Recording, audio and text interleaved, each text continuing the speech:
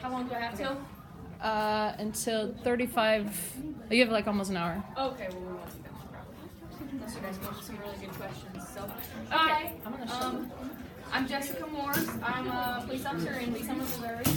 So, I'm here to talk about how I use Spanish in my job. I took Spanish in school. We'll kind of talk about that. And then, I try to think of some examples of times that I've used Spanish. I tried to think of some bigger times, so I've used it a lot in little scenarios or just quickly here and there, or on a traffic stop, you know, that's a simple traffic stop or something that everything went well on. But I tried to come up with some times that it was a little bit of a bigger deal and we needed a Spanish-speaking officer to handle something on the call that we were on. So I think I have 3 calls in here to talk about. And if you guys come up with any questions, just raise your hand during it. And then if we have some extra time, you guys can ask me any random police questions. Anyway, this is my academy class, graduation. So I'm here front and center because I'm the shortest of everyone ever. So I'm always in the middle, in the front. So that's when I went to the academy. I went to the academy in June of 2016, and it's 6 months long. So I've been on the road for about 2 years. So and we'll talk about that. So I just want to kind of talk about my Spanish, how I learned Spanish. So I did 3 years of Spanish in high school. How far is this Spanish class? This is your first year of Spanish? Okay, cool. So I took 3 years in high school. To be really honest, I went to a really small school, so my high school experience wasn't as fulfilling probably.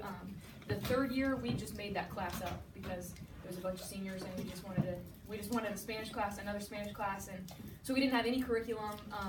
And as a matter of fact, we took Spanish 3 while there was another Spanish class going on, so we didn't really even have a teacher.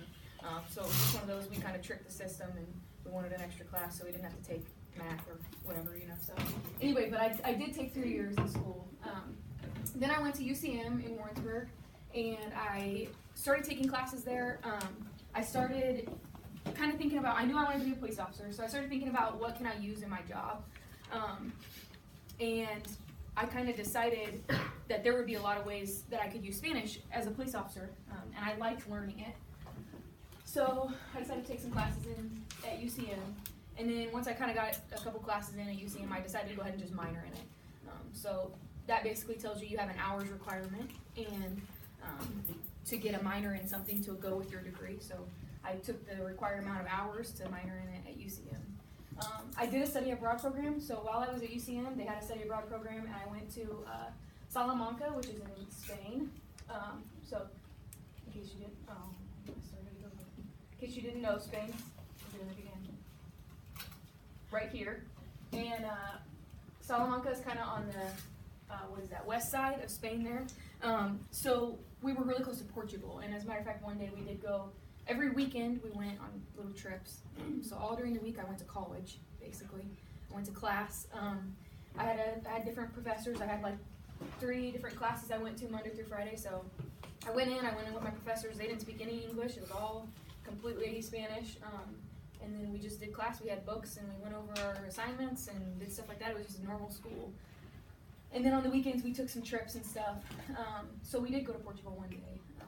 So we were pretty close to Portugal. That's my school that I went to, so the buildings over there are phenomenal. Like if you ever get the chance to go, I don't know if you guys have ever had the chance to go out of the country or if you ever will get the chance, but it's a very unique experience just to go see it. It's like a whole different, it's just crazy how different it is. All of the buildings were made out of stone, all of the roads were made out of rock, and nobody had cars, everybody walked everywhere. So it was really cool experience. So any questions on kind of how I learned my Spanish? No? Okay, so these are some pictures from my trip. So these were like I was saying, all the buildings were all made out of stone. This is the school that I went to. That's the university that I went to. And then just some different buildings we went to. So this was actually like a castle on the top there. And we got to go all in it, walk all around, and climb to the very top, like all the way up there. I got to stand up there and take some pictures and stuff, and you could see forever. So it was really cool. It was a very fun experience, and I was glad I got to go. Okay, so just so we don't have any confusion about what I do, a lot of people know what a police officer does, but some people might think I do like investigations or anything like that. I'm a patrol officer, so I work the night shift, 7 p.m. to 7 a.m., so we work 12-hour shifts. I work all night. So if I have pillow marks on my face, it's because I just woke up to come here, because normally I'd be asleep still. So I basically, when someone calls 911 and they request a police officer, that's my job. I go respond to calls for service. And then sometimes we get to do things like self-initiated activity, which we call that, or what that is, like car stops or vehicle checks, or if you see somebody walking around at night, you can stop them and check on them if they're in a place that the businesses are closed or something like that. So we do some self-initiated activity, and we take all the calls for service and lease them overnight. So that's kind of where I'm at. I don't have a police dog or anything cool like that. Any questions on that? I'm kind of get into my calls, okay? Well, I guess first I decided these are the things that I came up with for how I was going to start using Spanish in police work whenever I got done with college. So first I thought, I could create a connection with the Spanish-speaking culture in law enforcement. So that's a big deal to me. Have you guys ever heard of community policing? Have you ever heard of things like that? It's basically like when the police departments put on programs or do anything with the community to build relationships, because that's really important, because if the community that you're working in doesn't feel like they have a relationship with you, they might not call you. They might not call you to come help them, or people might be afraid of you. We sometimes get a bad rap in the news, so people can base their theories on us on that, and sometimes they won't want to call us or whatever. So this was not just your regular, everyday English-speaking people, but to build a relationship with people that speak Spanish and to let them know that there are officers that they can talk to, that we can communicate with them, and they can call us if they need us, even if they speak Spanish only. I also decided that it would be good to create a line of communication between officers and the people that they come into contact with. So I came up with some examples of that. So witnesses, when we have witnesses, a lot of times we need to get statements. So if you see a crime happen, a lot of times we need to know what you saw. If you're Spanish speaking only, and I don't speak any Spanish, that could cause a problem, couldn't it? So to get statements from witnesses to be able to understand what they saw. Another big thing is with this one, so we call them dynamic situations. In a dynamic situation, which would be something that's quickly unfolding. So if you have a call that is happening right now, if there's a fight going on right now, if there's someone walking down the street with a gun right now, if there is someone kidnapping someone right now, and we need to know what they're saying right now. We don't have time for them to write a statement or to call the language line and get that translated. This becomes very important, right? Can you see how that would be very important? If there's a crime happening right now, we have to know what's going on. If there was some kind of active shooter situation in a business, and I pull up and the only person that knows what this guy is wearing, guy or girl, the only person that knows a description of this person is a Spanish-speaking person, and I can't communicate with them, that becomes a major issue. So that one's a big one. Also to communicate with victims, so on here basically I said to ask questions, obtain statements, and in order to relay information to them. So a lot of times if you're a victim of a crime, we have resources for you, whether that's just getting you our police report, if you might want that, or if you need to come to the station to talk to somebody, that's another thing we might need to communicate with you. And sometimes if you have a financial loss when you're a victim of something, so say somebody drove their car into your fence and they crashed into your fence and your fence is destroyed, a lot of times we have resources that can provide you with funds to take care of that if the suspect can't take care of it, so that you're not just out for a loss for things like that. So we have all kinds of resources for victims that we'd like to relay to them too. And then suspects, so to read them their rights, right? That's a big deal. People need to be aware of their rights when they're being questioned, which is something that I don't particularly do a lot. We don't necessarily, if it's a big crime, we'll have the detectives come in and they'll do all that, right? Reading their question, or reading them their rights and doing the interrogation, kind of like you see on TV, I'm sure. But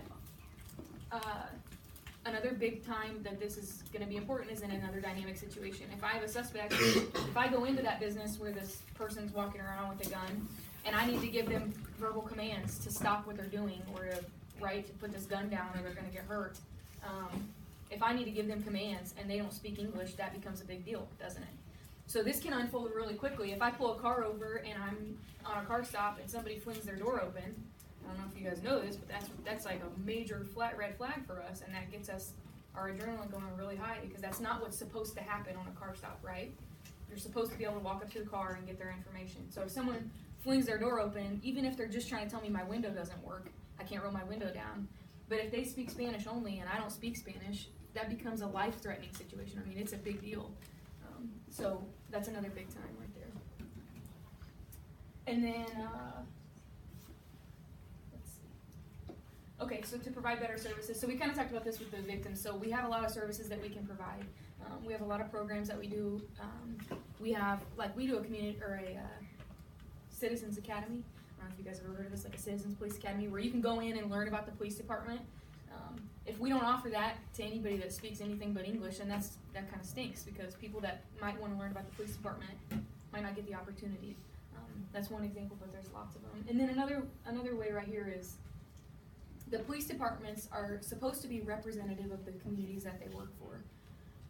So what that means is, if you work in a community that is, the population is 90% Caucasian and 10% African American, we should have 90% Caucasian officers and 10% African American officers. And a lot of times you don't find that in police departments. What are most cops? Most cops are white. I don't know why. It's just how it is, I guess. I mean, I don't know if we don't get applicants from other races, but so to accurately represent people, if we have a large Hispanic population or a large population of Spanish speakers that live in our community, we need to represent them, right? Because it's the same basis for all of these points. They need to know that they have all of these things in their police department. So that's where that comes in. And then to gain an understanding of the experience that people have while learning a new language. So I have a story about this, and we'll talk about it on a different slide. But you guys this is your first year in Spanish, right? Has it been hard or easy to learn? It's been easy. Easy so far? Okay. If you take other Spanish classes, it'll get harder and harder. And you'll start to see, like, right at the beginning when you're learning the alphabet and different nouns and things like that, it might be easy to remember those things. But the further you get into Spanish, and the further you get into basically developing this language, it becomes harder. It becomes hard to talk as fluent as I'm talking in English in Spanish, right? Can you understand? I mean, you can picture how that's going to become harder. So it's a big deal when you have people who are Spanish speakers and they're trying to learn English. Have you guys ever seen somebody who, at the store or anywhere, who is a Spanish speaker who's trying to learn English and somebody gets impatient with them? Have you ever seen that? Anybody? Yeah? Okay, I've seen it a lot, and I especially started noticing it when I was in college and I was really getting into the harder classes. And I was like, man, this is really hard to learn this. You're trying to cram, you take years of development to get to the age that you are now to learn English, right? And you try to cram that into a couple of years of taking Spanish classes and learning Spanish to be fluent. And it's really hard to do. So I became a lot more patient with people that were trying to learn English, and that's a big deal. Because you see people get agitated with people that don't speak very fluent English. But once you start to learn another language, you'll learn how hard it is, and you become a lot more patient with them, So that's another point. Okay, so now we're going to talk about these calls. So we're going to go through the facts of the case. Okay, so obviously this one's going to be about a crash. So this was a motor vehicle crash involving a Spanish-speaking driver. So there were only two people involved in the crash. There was one person in car 1, one person in car 2. Okay. One of those drivers was a Spanish-speaking female. She was speaking English. The driver had nodded to officers when they asked if she was okay.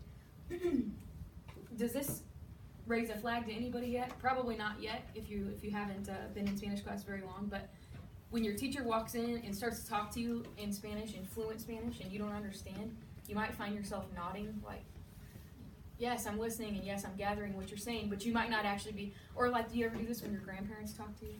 Your grandparents are talking about the good old days, and you might be doing it to me right now, I don't know. But when people are talking to you and you're half listening, or you don't really know what they're saying, or you need to make it seem like you're in on the conversation, people will nod, right? So if you go up to a Spanish-speaking person and you say, are you okay? And they might be hurt, and they nod, that doesn't necessarily mean, yes, they're okay. It means they're trying to understand. It could mean they're trying to understand you, right? So that was a big deal, but officers who don't pay attention or look for those things don't recognize that. So they asked her, are you okay? She nodded, and they took that as yes. There was significant damage to her vehicle. So to me, that's a red flag, right? If there's significant damage to your vehicle, you have a probability of being hurt, right? If it's a kind of a fender bender, there's a less probability of being hurt. If there's a bunch of damage to your vehicle, it goes up. So there was a lot of damage to the front end of her vehicle, so right where she was at. And then officers needed to issue her a traffic ticket for causing the accident. So there were enough witnesses that could tell us what happened, that we didn't necessarily need to get a statement from her. It wouldn't have hurt anything. But before I got there, they had determined she was the one that needed to get the ticket for causing the crash. And they called me to come explain the ticket. Because on the tickets, there's things like court dates and fines, and there's like the court address and all this stuff. When you're in a crash in Lee Summit, you have to go to court on that ticket. So we needed to relay to her it was important for her to go to court on the date that was on her ticket, or else she would get a warrant out for her arrest. And so then she might just be, shopping at the grocery store and somebody runs into her and decide, has some reason to run her, and she comes back with warrants and she goes to jail. So we needed to relay that. So that's where I got called. I got called, hey, Officer Morris, can you come talk to this lady? We need to explain to her this ticket and stuff, make sure she knows she has to come to court. So I showed up. When I got there, I found out just from talking to her, she said she was okay, but I found out she was pregnant. Does that change things? Yes.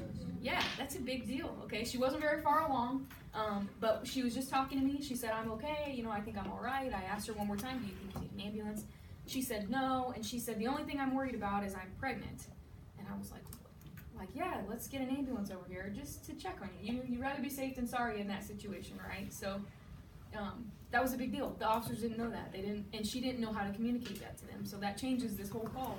Turns into, now we've got EMS out there to check on her. I was able to explain her court date and time and what she needed to bring to court and all that. And she didn't, we were able to get through that with no questions. So as far as I know, she showed up for court and didn't get a warrant out for her arrest, and she took care of everything, and I was able to communicate that stuff with her, whereas the other officers wouldn't have been able to. Have you ever seen somebody who doesn't speak Spanish talk to a Spanish speaker and they just try to talk louder and slower? Have you seen this? Yes? Okay, that's probably how that information would have been relayed, because they didn't speak Spanish, they didn't know how to explain. You can basically point to a ticket and show somebody the date on the ticket, and they can say they understand the date, but if you have to tell them you have to be there, that's a big deal, and they didn't know how to say that. So, yeah. Do you have an official role as an interpreter for the police, or they just know they can count on you? Right. So, at the police department, we have you can be in an official capacity, a bilingual officer. There's a test you have to take. I haven't taken the test yet. So if I take the test and I pass the test and I'm an official interpreter or whatever, I get a pay bump. So that's another interesting fact. You might, if you stick with your Spanish and you are bilingual, a lot of jobs will offer that, a pay bump. So I could get a pay bump. The reason I haven't necessarily taken that test, well, for one, I just haven't done it. But also, you're on call after that. So they could call me any day, anytime, when I'm off, when I'm not off. And since I work at night, I'm asleep during the day, and I don't particularly want to be woken up every day. Most of the interaction with people is during the day, oftentimes. So I don't want to be woken up all the time during the day for them to call and say, hey, can you translate that this person's getting a ticket or whatever, So I'm kind of an unofficial in that aspect, but I could become, a bilingual officer for us. Okay, we'll go to the next one. If you guys have questions on that, just put your hand up. That's basically the gist of that call. The main point there was a big deal when I got there and I found out she was pregnant. That kind of changed things. Okay, this one is really confusing, but it's a really good one to share. You'll see why. So what I've done is we're gonna lay out the facts of the case, and then I have put together a pristine diagram, which I have drawn many times when telling this story. So we got some clip art, and it's gonna move around, and it's real fancy. So stay awake. You're gonna want to see this. Okay, this was a truck driver breaks down on the side of the road and orders a lift. No big deal, right? In a nearby house, and when I say nearby, I mean right by, a child is waiting for a relative to pick him up. This is like a 6-year-old kid, I think, waiting for somebody to come pick him up. I'm not sure who was supposed to come pick him up.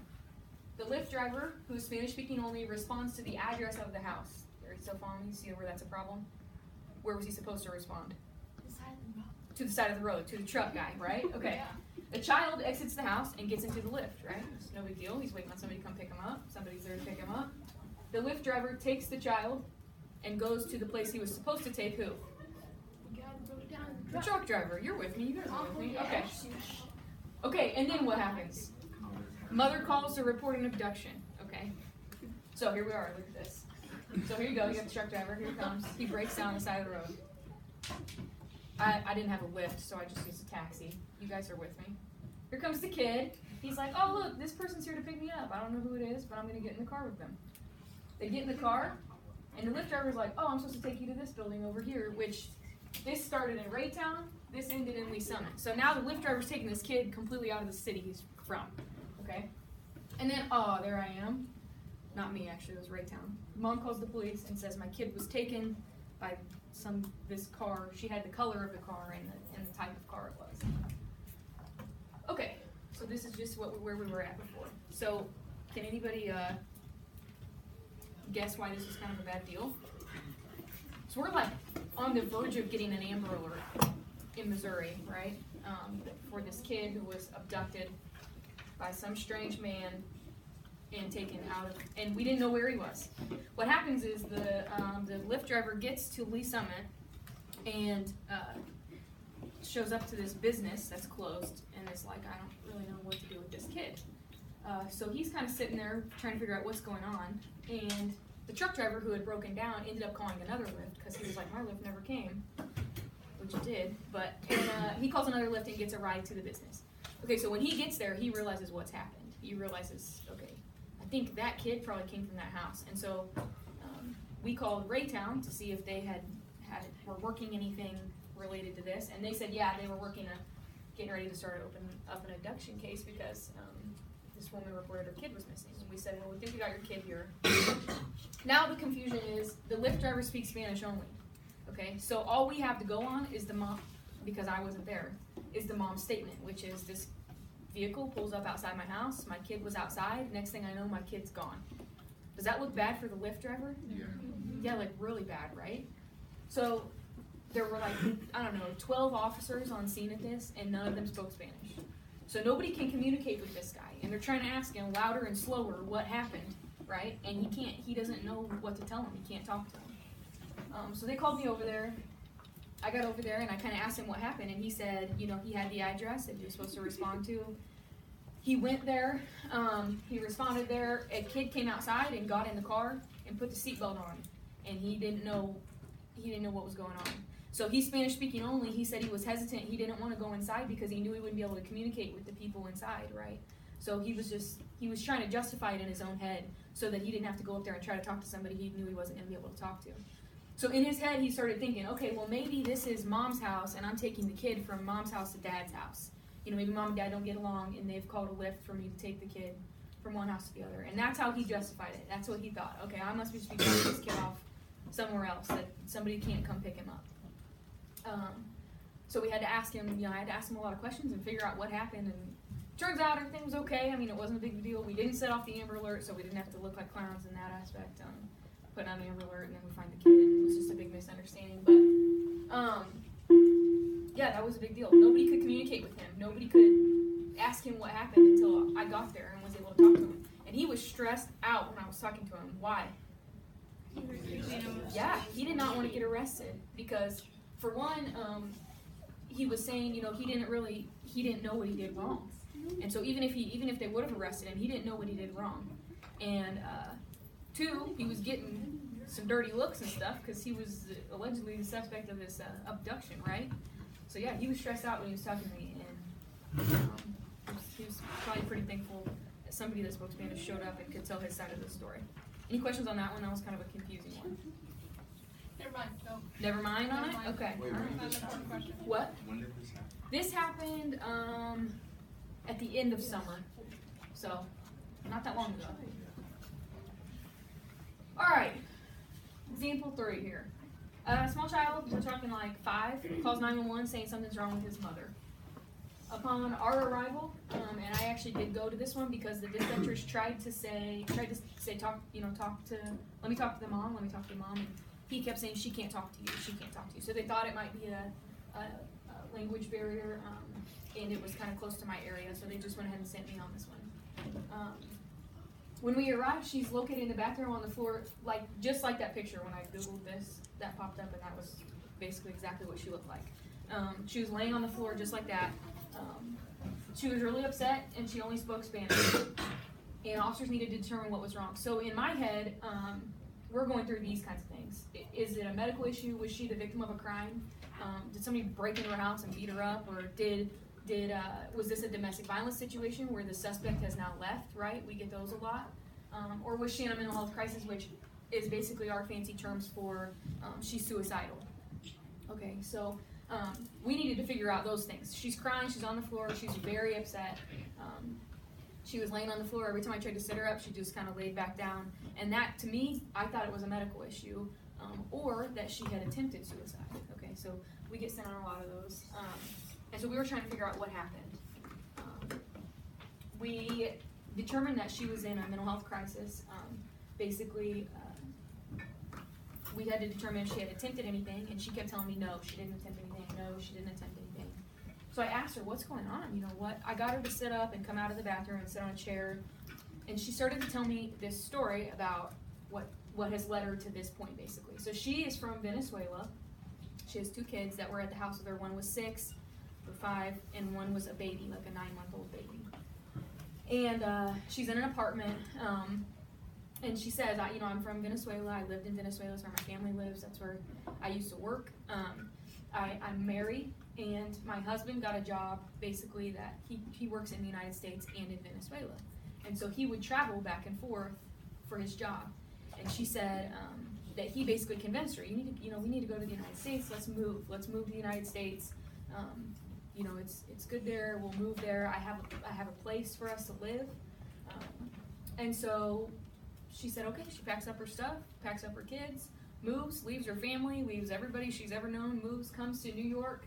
He flies her into Kansas City, brings her down to Lee Summit. That's where they're gonna live. They get in this apartment, and a couple weeks go by, and then he says he wants to divorce her. So she doesn't know anybody. Okay, she doesn't know a single person other than him and her kids. She doesn't have a job. She doesn't speak any English. She doesn't have any education that she can use to help her get a job. And she doesn't know how she's going to support her kids because he's going to leave her, and he's made it clear he's going to leave her. So that's kind of how we got to where we are. So she was really upset about that, and at that point, she basically said she was feeling like she was hopeless. She didn't know how she was going to get a job. She didn't know how she was going to learn English. She had looked up some classes that we have Longview College over by Lee Summit. She had looked up some classes over there, and she said they were too expensive. She didn't have any money to pay for them. And so this is where my soapbox of your understanding of how hard it is to learn another language comes in. Okay, because she said she was trying to learn English, and she had a few words down, and she could talk a little bit, but not very well. I think basically the only thing she said in English on this whole call was, I feel bad. And that can mean a lot of different things, right? So my understanding of, I know how hard it is to learn, I knew how hard it was to learn Spanish for me. And I went to Spain. And when I went to Spain, not a single person over there that I had contact with spoke English. I lived in a house with a family. They didn't speak any English. So like there was one night I was freezing cold and I needed a blanket. And I didn't know the word for blanket, so I just froze all night because I didn't know how to communicate to them that that's what I needed. And I knew that that's kind of where she was at, right? She didn't have anybody to communicate with to help her. So she was in a tough spot. So we were able to, I convinced her, let's go to the hospital. We'll get you checked out, because I still wasn't 100% convinced she didn't try anything. And I was like, let's go to the hospital. When we're there, we can talk to a psychologist, and they can set you up with resources in the psychology field, right? So like a counselor, they could probably hook her up with a counselor and stuff like that. So she said, yeah, we'll go. So I called the hospital and I said, I'm bringing a Spanish-speaking only person in. Are you guys gonna, are you able to communicate with her? Can you get somebody down from somebody in your hospital speaks Spanish, right? Can you get somebody down there to talk to her? And they said, we don't have any Spanish speakers. So I'm gonna drop this woman off and say like, oh, everything's gonna be okay, and drop her off at a hospital. And what she's gonna have to do is call a number and use a phone and talk on the phone and say, my life is terrible and these are all the bad things that are happening to me. And then the person on the phone, she's right there. The person that's on the phone is gonna have to say, okay, hang on, let me translate that to the doctor. And the doctor's gonna listen, and then the doctor's gonna say, okay, tell her this, and they're gonna get back on the phone and they're gonna translate it back to her. Is that very personal for somebody that's in this really bad situation? No. Okay, so I didn't want to do that. So I asked her if she wanted me to stay at the hospital. I told her you can use the language line, or I can stay if you want me to stay. And she said, please stay. And on the way to the hospital, I talked about how hard it is to learn Spanish. And has anybody ever heard that English is way harder to learn? Yeah. Okay. So I was like, I know how hard it was to learn Spanish. I can't imagine having to learn English. We talked about that basically the whole way to the hospital. And when we got to the hospital, I stayed so she didn't have to use a language line. And when I left the hospital, when I was leaving, I told her, okay, I think I've communicated all of your needs to the doctor. Basically, the only thing that was left was for them to give her the resources that she needed. And I was like, I gotta go, because there were lots of calls going on. I needed to leave. And I told her, if you need anything, call the police department or have your kid call, because she had a kid that was in school that spoke some English. And have us come back out and we'll talk to you or whatever. And she told me, you're the only person that could have helped me tonight. That's what she told me. And that sunk with me, because we had EMS out there. So we had the firefighters and the paramedics and the EMTs. We had some of her neighbors kind of found out what was going, or tried to ask what was going on, and they didn't speak any Spanish. They were like, yeah, we never talked to her, We had other officers were on scene of the call, and they couldn't talk to her. When we got to the hospital, nobody could talk to her. Can you believe that? There was a whole hospital staff that couldn't talk to her, couldn't communicate with her. So she said, you're the only person that I could have even talked to about any of this, and that's crazy to me. That shouldn't be the case, right? When people need help, they should be able to call for help and say, this is what I need, and officers to be able to go and communicate with them. So that was another big call for me. And I think that's it. Do you guys have any questions on any of those calls? Questions and comments? No questions? Any comments? You got something, yeah? What? Purple shoes here. I don't remember. You lost it? Yeah. It was something. I think I was mad at me. Anything else? No? Any cop questions in general? You got a police officer up here willing to answer your questions, so lay them on me. What all do you have to do to What do you have to do to become a police officer? So you have to have a high school degree or a GED. You have to basically have a clean background check. So they'll run a background check on you. Stuff from when you're like a kid, like 16, 17, stuff like that, they'll typically be more lenient on it. Because everybody messes up when they're a teenager. And then they'll run a background check. Basically, you apply, they do your background check. You have a test, like we did a written test. Take the written test. If you pass the written test, you move on to psych test. Where you go and you answer like 600 multiple choice questions, and they're all like true, false, and they're really random. Like I like Billy Goats, true, false. I don't know what that tells you, but apparently psychologists know what it means. And after that, you do a polygraph. So they hook you up to the machine, they ask you all these questions about your background, because they have your background check right in front of them when they ask you. And then if you pass that, you do a medical test, test your heart and stuff like that, make sure you're fit for duty is what they call it. And then if you get hired, you go to the police academy. So, or if you've gone to the police academy already and they accept your training, then they will accept that training and you start on the road. So then I was at the police academy for 6 months. After that, I did 2 weeks of training at Police Summit, because I went to the Kansas City Academy and trained with KCPD and some other agencies. So then I went to 2 weeks of training at Police Summit, and then I went to 4 months of training with a training officer. So then I was actually on the road taking calls. 4 months of that, training officer, and then they set you free, send you to midnights. So that's pretty much what it is. do you have to go to college? You don't have to, no. You don't have to. You just have to have your high school or GED. We're on to random police questions. Sounds good. Yeah, I don't know which one you use first. How long did this process take? How long did the process take to get hired, to go through all that stuff? So it depends. Like, it depends on what agency, and it depends on how desperate they are for people. For me, I applied in February of 2016, and I was in the academy in June of 2016.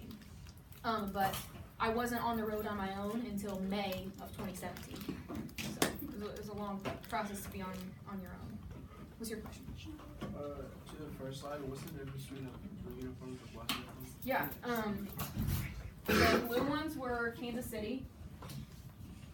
And then the dark ones are outside agencies. So like all these are Kansas City. I'm Lee Summit. He was Grandview. He was Liberty Police Department. He was Lee Summit, and he was Raytown. And then the rest were all Kansas City. Yeah. It's actually a question about the schools, but since like there's so many schools in Lee Summit, do you have like people that like work there, kind of like?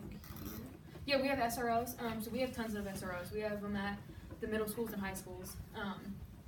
And then we also have DARE officers that teach DARE. Did you guys ever go through DARE? So we also have DARE officers that are in the schools too. And then whatever district the schools are in, we also have officers in those districts that just work the road in those districts. That's kind of how we keep up with the schools. Any other questions? Yeah? So do you have like a partner, or do you just like going around? I ride by myself. So I ride by myself, which is fun sometimes and stinks sometimes, because like the times I have ridden with someone else, it's been, you know when we had that blizzard like 2 weeks ago or whatever? So they put us 2 people in a car that day because they didn't want us out crashing all the police cars. You know? So they put us 2 people in a car, so I got to ride with a partner.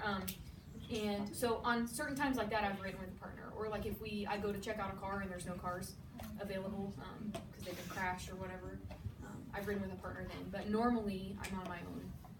And on your own's fun because you can do whatever you want. You know, you don't get tied into whatever your partner wants to do. And the best part is you have control of the radio and the heat.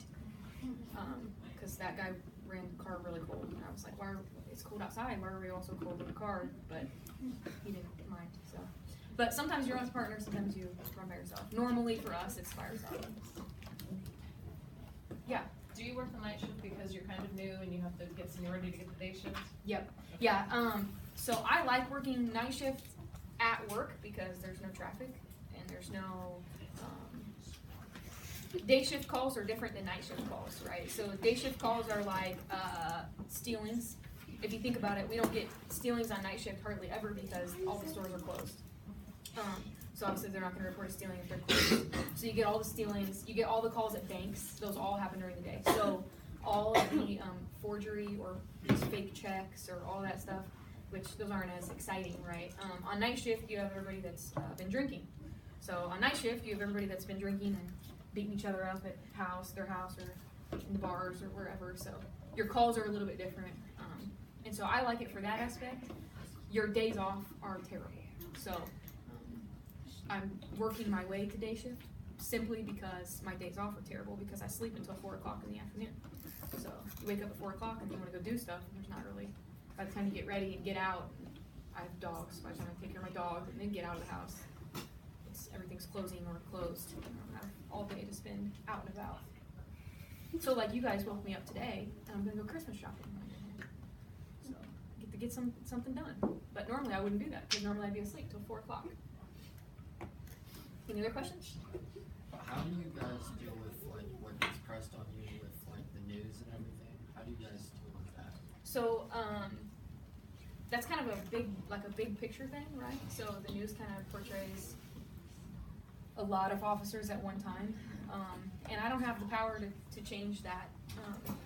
I have the ability to change how people think of cops when they deal with me. So when I go on calls and people have bad rap for us just because of whatever they've heard, or sometimes they've had a bad experience with the police, not with me, you know, or maybe with me, maybe they didn't like me last time, maybe I wrote a ticket or something, but so I just take it as every encounter I have, that's how I kind of work to change that. So every time I have an encounter with somebody, so like today, me being here is influencing all of you guys, whether you know it or not. Me being here is influencing all of you guys. So today I've impacted this many people, whereas normally it'd be whoever I come in contact with. So I just try to kind of take it one encounter at a time, and that's the most I can do. I don't have a news microphone to get on the news and change what people think. So that's kind of how I take it. Yeah. Have you ever pulled a gun on somebody? Yeah, I have. I haven't shot anybody. Everybody likes to ask that question. I haven't done that, thankfully, and hopefully I never will. But yeah, unfortunately, that's kind of the deal. When it comes down to a bad person going home or me going home, at the end of the day, I'm going home at the end of the day. So if it's a good person, you're a victim or somebody, then obviously they'll go home before us. But I didn't sign up to lose my life to people committing crimes. So, yeah, you do end up, you pull your gun a lot, use it a lot.